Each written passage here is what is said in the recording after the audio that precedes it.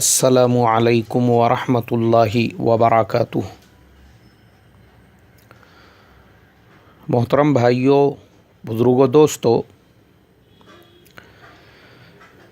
یہ ہمارا اصلاح معاشرہ کا 586واں سبق ہے۔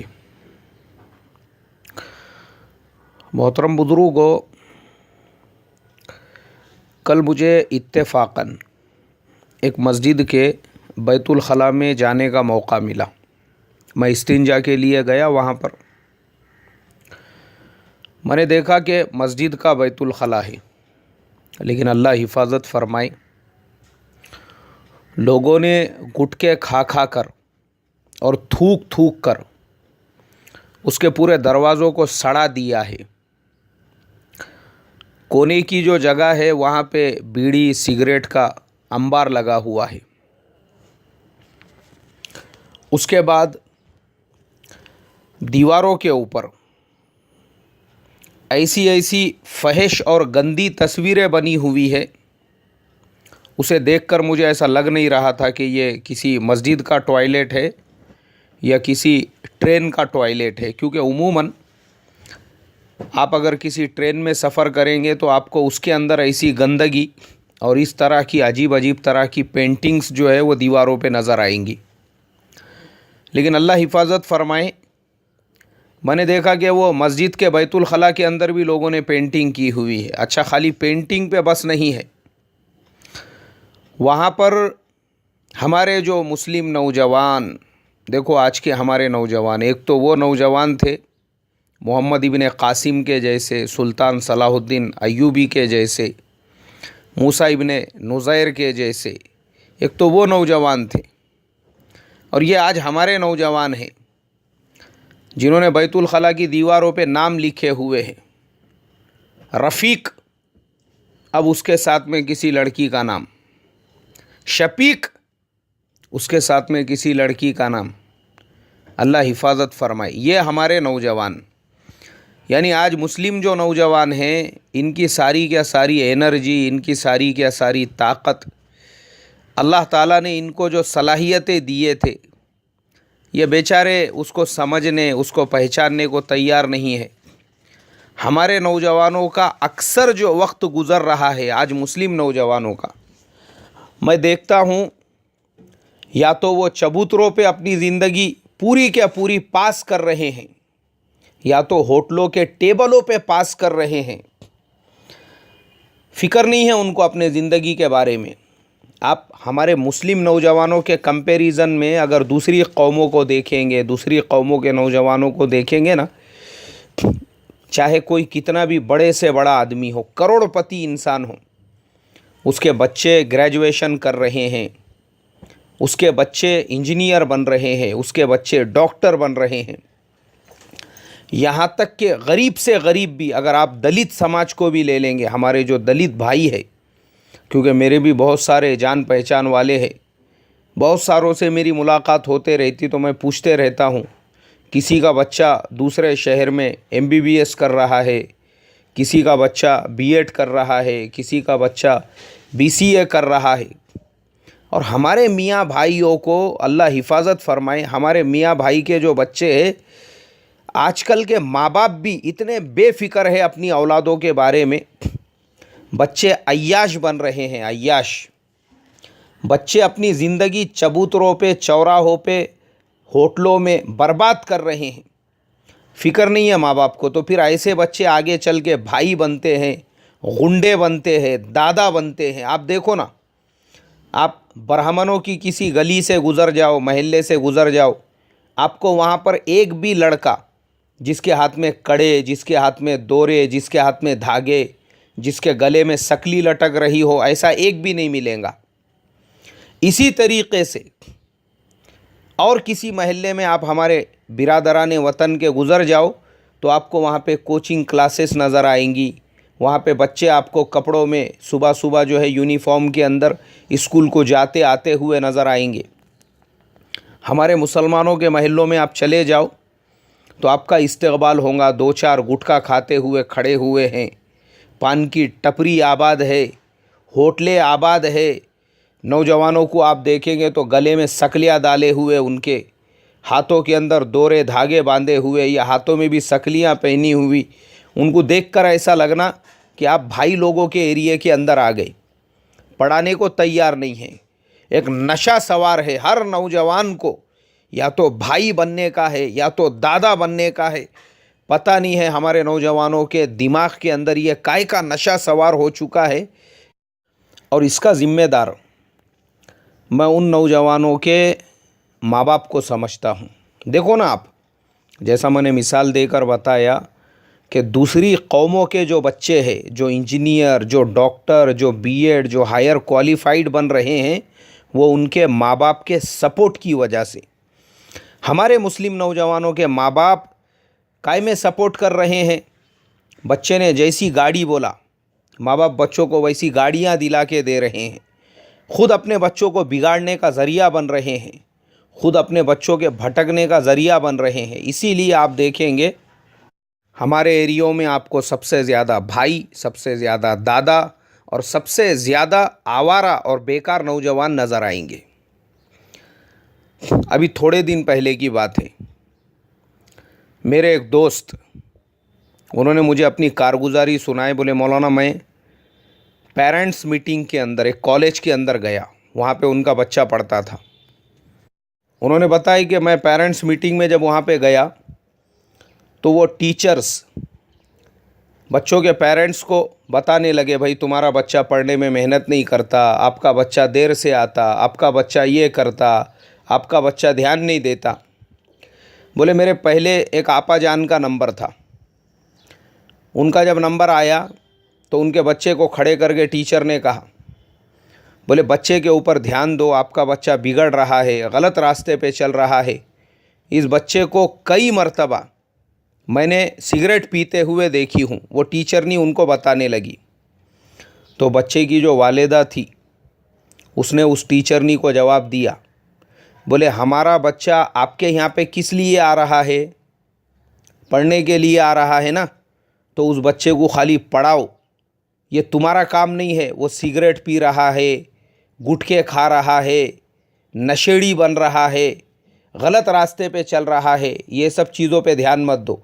हमारा बेटा है, सिगरेट पियो, दारू पियो, चरस पियो या गांजा पियो, हमारे पास है बोले उतना दम, उतना पैसा हमारे बच्चों के ऊपर खर्चा करने के लिए। तुमको क्या करने का?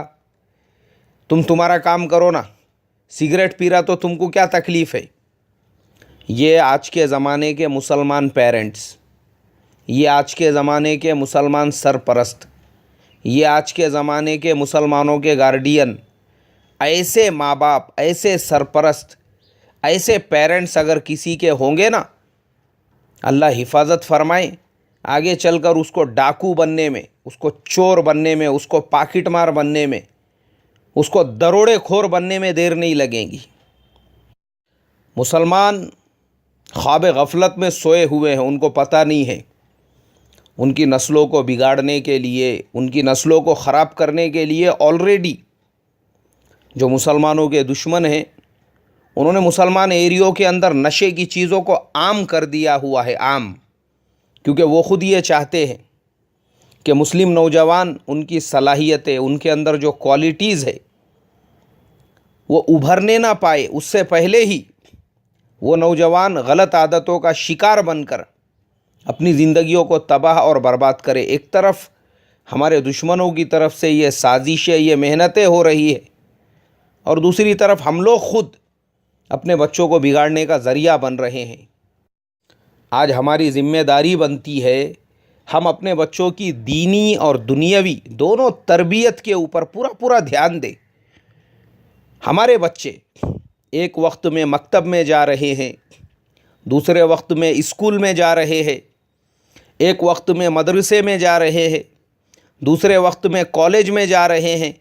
आज हर मुसलमान घराने के अंदर ऐसा माहौल होना चाहिए, बच्चे दीनी तालीम हासिल करेंगे, बच्चे बराबर से स्कूलों में जाएंगे तो उन बच्चों की सही तालीम होंगी, सही तरबियत होंगी। और माँ बाप का काम है बच्चों को अंबिया के वाक़ियात सुनाकर, बच्चों को सहाबा के वाक़ियात सुनाकर, گھر کے اندر ایک وقت متعین کر کے تھوڑی دیر تک بچوں کے سامنے حدیث کا درس ہو، بچوں کے سامنے اللہ کے نبی صلی اللہ علیہ وسلم کی سیرت سنائی جائے، تاکہ وہ جو بچے ہیں ہمارے، ان بچوں کے ذہن میں بچپن سے یہ ساری چیزیں آئے، سنتیں ہمارے بچوں کو پتہ ہونی چاہیے۔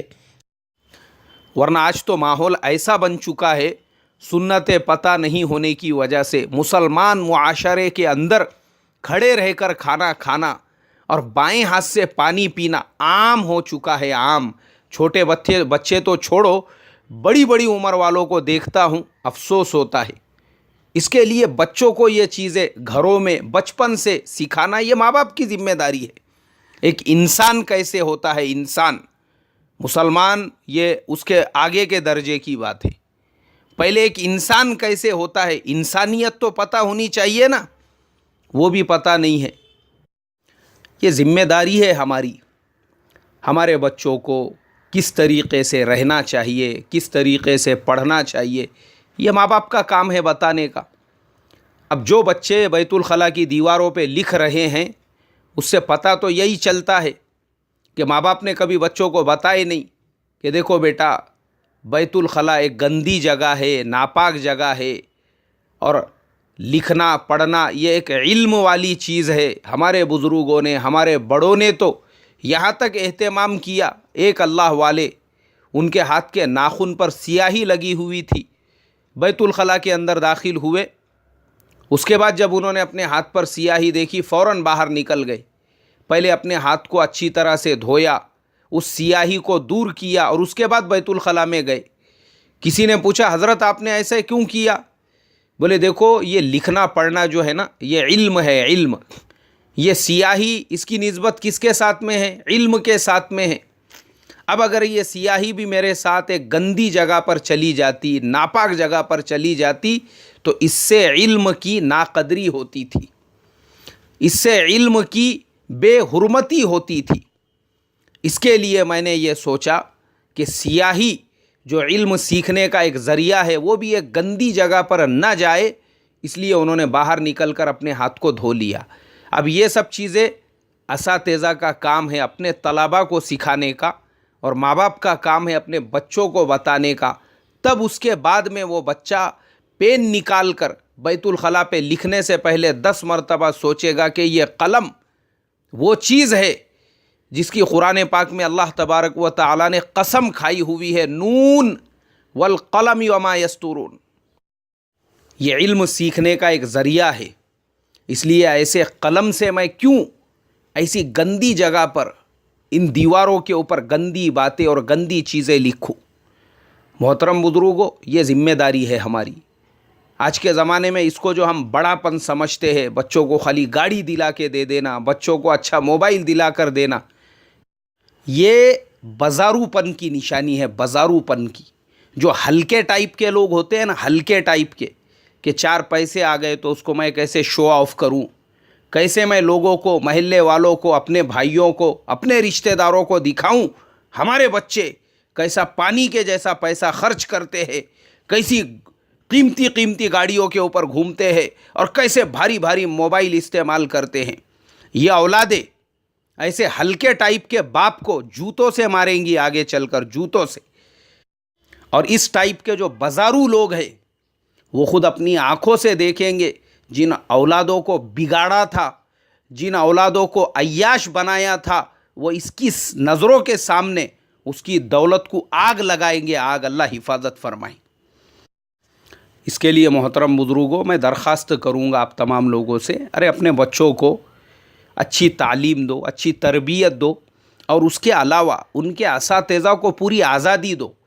چاہے آپ کا بچہ اسکول کالج میں پڑھتا ہو یا مکتب مدرسے میں، ان کے استادوں کو چھوٹ دو کہ ہمارے بچے کو جس طریقے سے بھی آپ تربیت کرنا چاہتے ہیں، پوری اجازت ہے، ان کی صحیح سے تربیت کرو، ہماری طرف سے آپ کو اجازت ہے، آپ جس طرح سے سزا دینا چاہتے ہیں، جس طریقے سے تربیت کرنا چاہتے ہیں۔ ورنہ ماحول آج ایسا ہو چکا ہے کہ اسکول کا ٹیچر بھی اور مکتب کا استاد بھی بچوں کو سزا دینے سے پہلے 10 مرتبہ سوچتا ہے، ارے بابا میں اس بچے کو اگر سزا دوں گا تو کہیں ایسا نہ ہو کہ اس کے ماں باپ میرے سے لڑنے جھگڑنے کے لیے آ جائے. آج یہ ماحول بن چکا ہے ہمارے زمانے میں. تو اس کے لیے اپنے بچوں کی تعلیم تربیت پہ دھیان دینا، توجہ دینا، یہ ہمارا کام ہے. اللہ مجھے آپ کو عمل کی توفیق عطا فرمائے. السلام علیکم ورحمۃ اللہ وبرکاتہ.